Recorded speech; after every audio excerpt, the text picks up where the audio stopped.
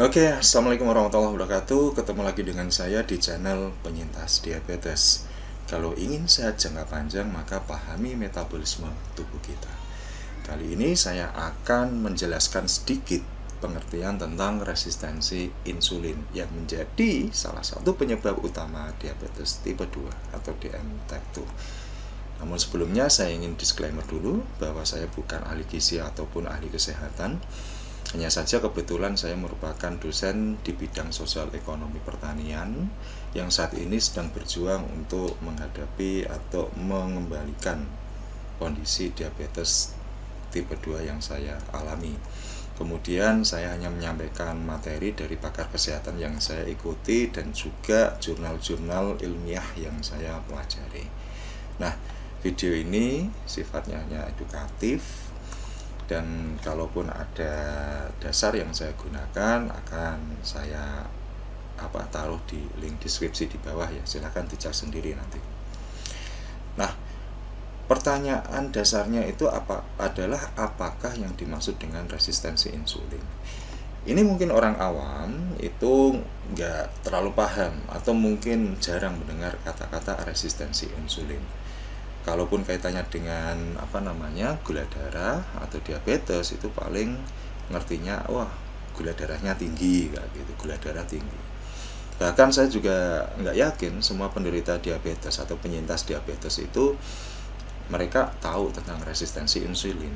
Padahal resistensi insulin ini merupakan salah satu penyebab atau akar masalah besar dari munculnya diabetes.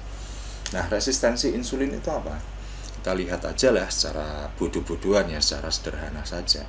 Resistensi insulin itu merupakan dua kata atau dibangun dari dua kata. Yang pertama resistensi, diartikan sebagai penolakan. Nah, sedangkan insulin itu merupakan hormon yang bertugas membawa glukosa di dalam darah untuk masuk ke dalam sel.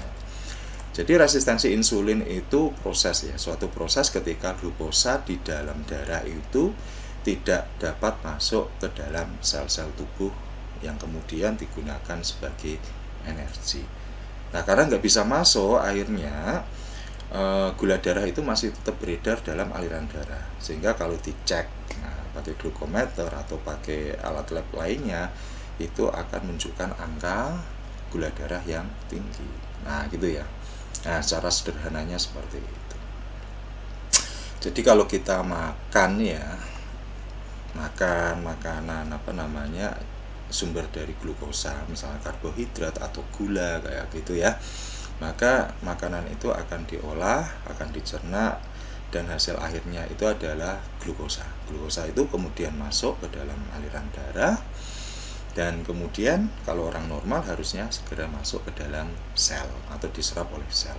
Tapi karena tadi sudah saya singgung, karena terjadi resistensi insulin, maka glukosa itu nggak bisa masuk ke dalam sel, sehingga masih tetap mengalir atau berputar-putar di pembuluh darah itu, di aliran darah gitu, sehingga ketika dicek kadar gula darahnya itu tinggi. Nah, itu kenapa kan gitu kan? Ya karena gini, mekanisme penyerapan glukosa itu bisa masuk ke dalam sel kalau ada insulin. Nah, sedangkan insulin itu bertugas untuk membuka semacam pintu ya, membuka pintu sel agar glukosa itu bisa masuk. Tapi karena pintunya nggak bisa kebuka ya, pintunya macet, akhirnya glukosa yang ada di aliran darah itu nggak bisa masuk ke dalam sel. Simpelnya seperti itu aja sih. Nah, soal mengapa terjadi sebab-sebab itu nanti kita bahas lebih lanjut ya. Nah, gitu.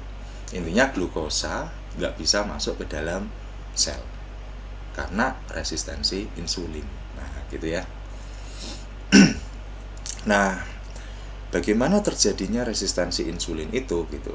Nah, kalau saya boleh membagi ya berdasarkan apa yang saya pelajari dan apa yang terjadi pada diri saya gitu. Itu ada tiga bagian, dari input, proses, kemudian output ya. Nah, dari inputnya sendiri, dan ini terjadi banyak, kalau saya amati banyak penyintas diabetes atau penderita DMers ya, atau DMers itu ya, itu yang mengalami resistensi insulin itu karena apa? Kebanyakan makan.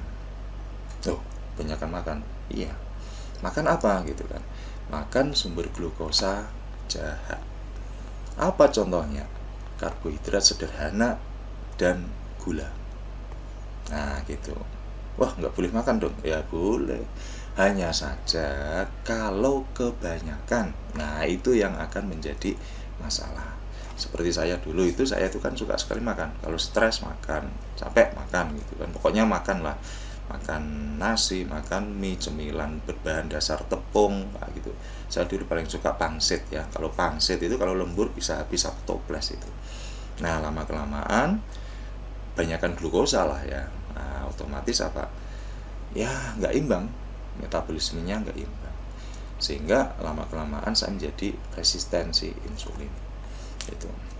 Nah dari sisi proses ya, kalau tadi kan input ya, input makanan yang kita makan. Dari sisi proses itu, glukosa yang berlebihan itu akan diubah menjadi lemak tubuh. Jadi kalau glukosa dalam aliran darah nggak bisa masuk ke sel, kemudian dia itu disimpan atau diubah menjadi glikogen ya dalam liver. Kalau liver itu penuh, maka dia akan diubah menjadi lemak tubuh.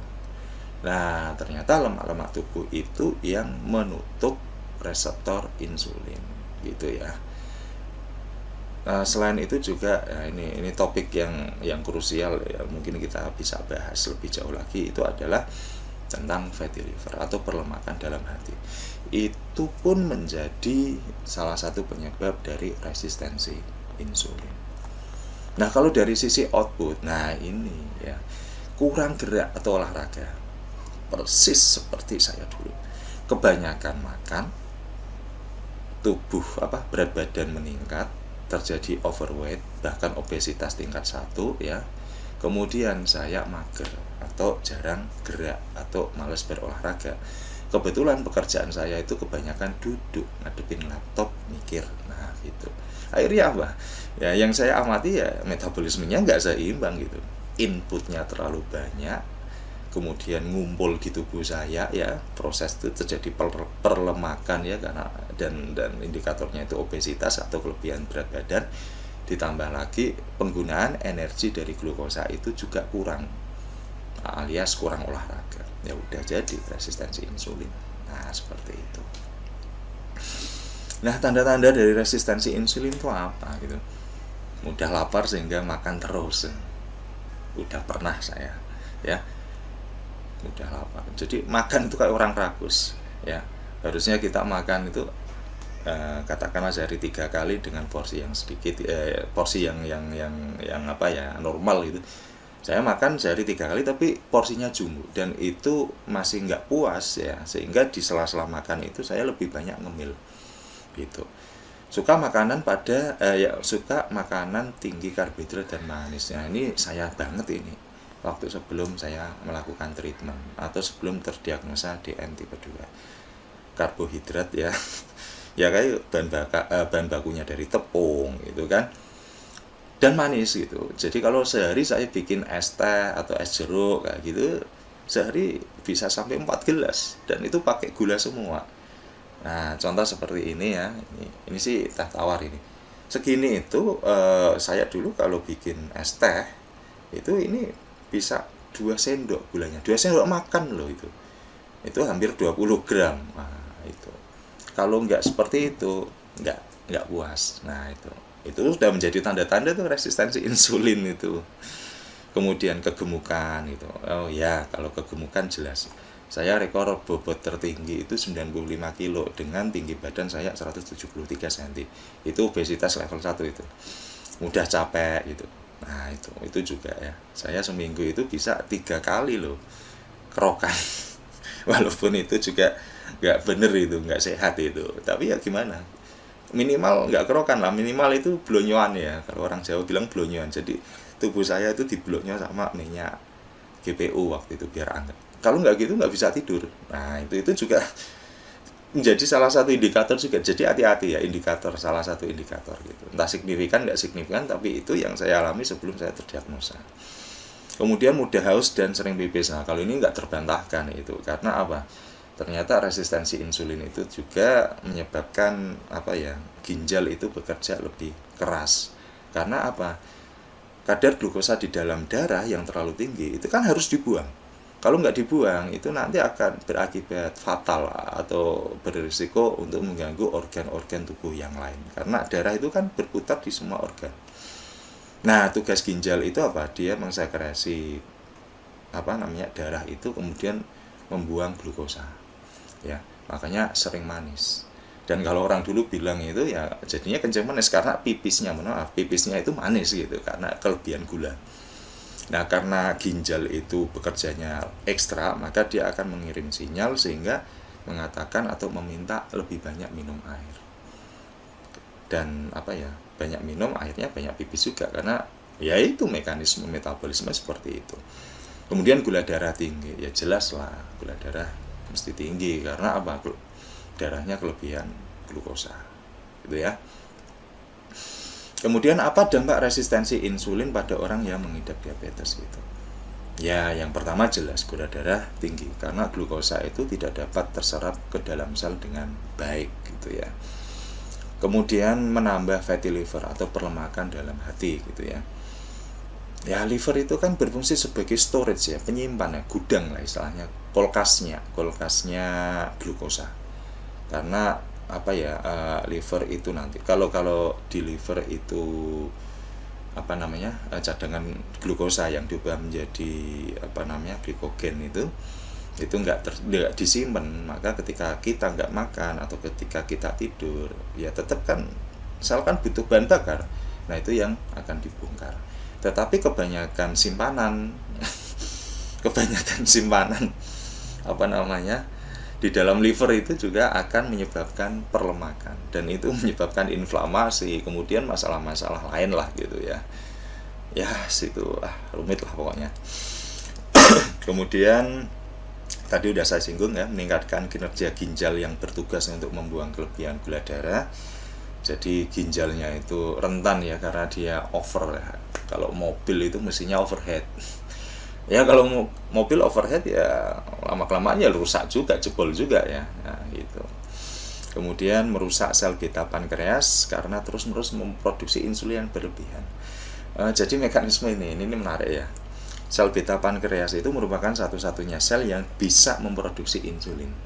Jadi ketika gula dalam darah itu atau kadar glukosa dalam darah itu tinggi, maka otomatis dia akan ngirim sinyal ke otak, kemudian otak memerintahkan ke pankreas, terutama di sel beta pankreas untuk produksi insulin terus. Gitu. Ya tujuannya apa? Sebetulnya untuk mengurangi kadar glukosa dalam darah. Dia pengen memasukkan ke dalam sel. Nah, karena over capacity lah istilahnya itu. Sel beta pankreas ini kerjanya istilahnya kebanyakan gitu, capek. Harusnya kapasitasnya itu segini, dia dituntut untuk kerja menghasilkan insulin lebih tinggi. Ya lama-kelamaan ya rusak juga gitu.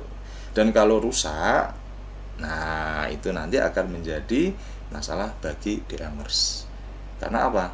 Sudah nggak bisa memproduksi insulin lagi. Nah, itu juga terjadi pada saya.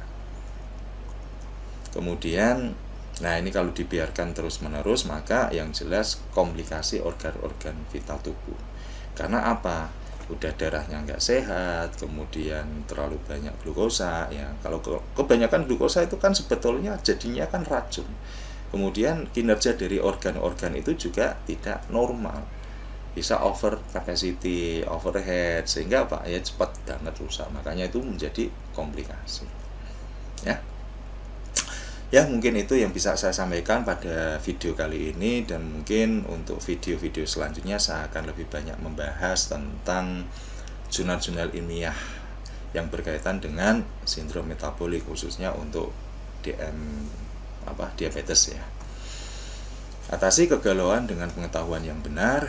Kesalahan dalam mengambil keputusan merupakan dampak dari kurangnya wawasan.